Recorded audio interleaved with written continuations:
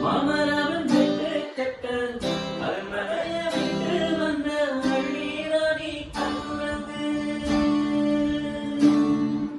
கொள்ளதில தன்னை விட்டு குருத்தோட பெட்டி செஞ்சு